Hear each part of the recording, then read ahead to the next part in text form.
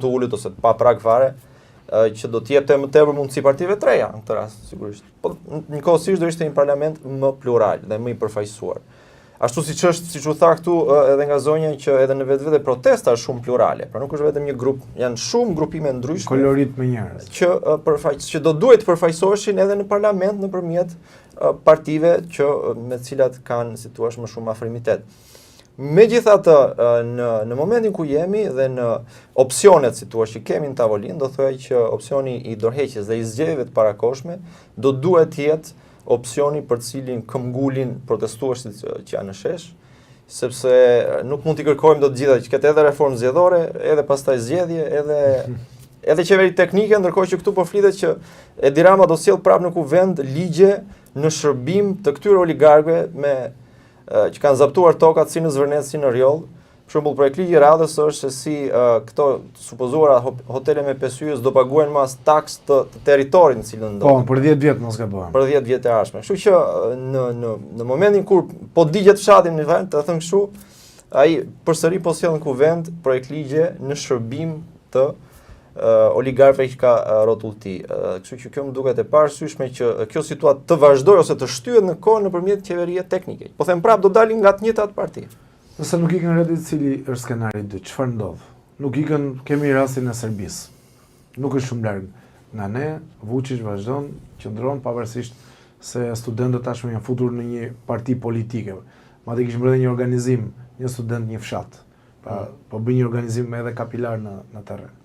Unë do thoya që ka dy gjëra të rëndësishme që e dallojnë, le të themi, situatën nga ajo e Serbisë. E para ka të bëjë me faktin që Vučići si lider autoritar deri ku ultranacionalist, mbështetjen bazën e tij elektorale ka në zonat rurale të Serbisë, si thua Beogradin asnjëherë se ka patur pas vetes, dhe rrjedhimisht e rigjen aty mbështetjen. Ndërkohë që Edi Rama është një politikan i cili ka dalë gjithmonë me tezën e piktorit politikane, atij që është antikonformist, pra. Dhe në momentin që ka humbur Tiranën, dhe qartazi ka humbur metropolin që ka bërë bashkë gjysmën e Shqipërisë, për fat keq fundja, do të thotë se ka humbur mbar Shqipërinë, pra nuk ka bazë rurale të fortë që të rikonfirmohet në pushtet, si thua. E dyta ka të bëjë me faktin që Edi Rama ka qenë deri në këtë moment i paaft për t'i dhënë një përgjigje politike situatës. Pra po të vini re ditë pas dite, gjitha përgjigjet që ai ka dhënë janë tetë qesharake, kanë bëjë me agjentë të ndryshëm të infiltruar, me fundamentalist fetar, me neokomunist.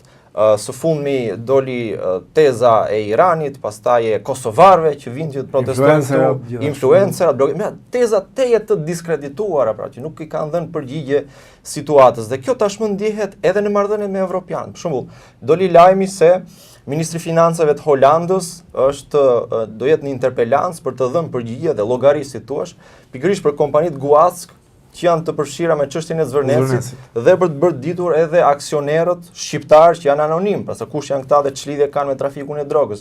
Pra e kuptoni që është vendosur tashmë çështja nga Zvërneci në Shqipëri në rang global. Pa harruar edhe Shtetet Bashkuara të Amerikës, se edhe aty ka një vëmendje të madhe. Padyshim dhe aty ka një vëmendje të madhe, sigurisht aty është e përqendruar vëmendja tek përfshirja e Jared Kushnerit dhe Ivanka Trumpit. Megjithatë, unë besoj se qartazi tashmë në ditën e 22 që jemi sot protestës,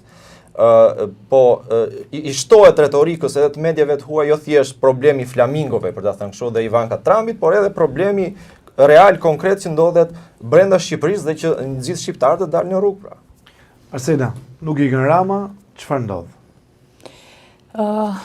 Në gjykimin dhe perceptimin tim, ajo që teza me cilën kishte dalë Elisa, mendoj që ka vend të konsiderohet në Elisa Spiropali.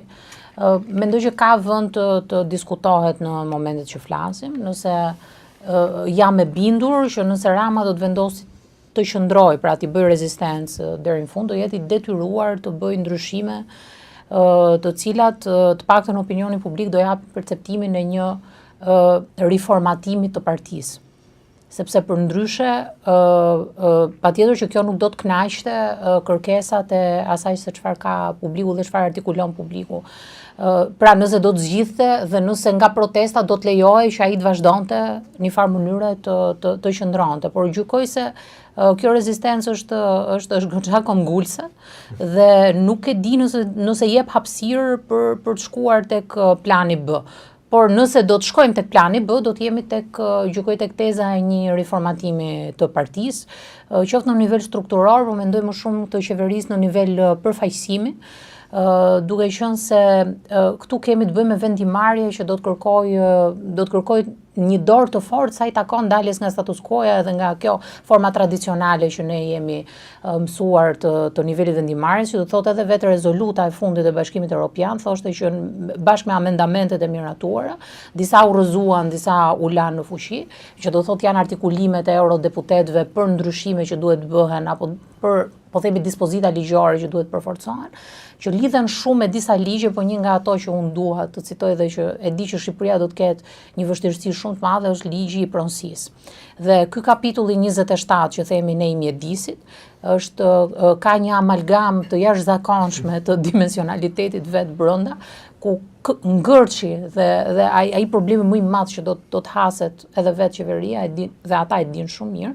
Unë vetë dikur jam marrë me këtë punë dhe e di shumë mirë që sa është dashur të negociohet për të hapur një sektor i cili duhet merrej me pjesën e menaxhimit të tokave, gjë që nuk u realizua dot, paktën deri në atë kohë që kam qenë unë në atë proces. Që është ligji 7501 i çështjes së pronësisë. Dhe kjo mendoj që kjo do të jetë ajo pika më e nxehtë e negocimit dhe prandaj sot jo më kapitulli 22-23 dhe kapitulli 11, 12, 13 i sigurisë ushqimore, sot ka dalë prioritet një tjetër kapitull që është ai 27 që është i mjedisit dhe ndaj sot është ngritur dhe është bërë një luftë e tillë, gjykoj, jo vetëm nga qytetarët për të artikuluar këto nevoja, po dhe vetë nga PE-ja sepse e din shumë mirë që çfarë do të nxjerrë nga nëndheu në momentin kur do të fillojë dhe do të negociohet për këtë ligj specifik.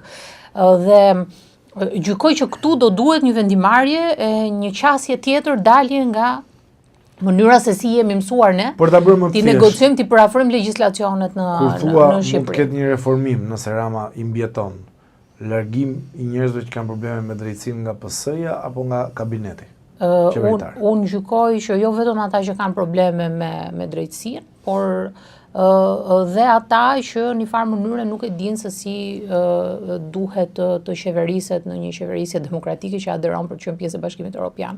Nuk do thotë detyrimisht që ti si funksionar e ke kryer misionin tënd vetëm thjesht sepse s'ke çështje me drejtsinë.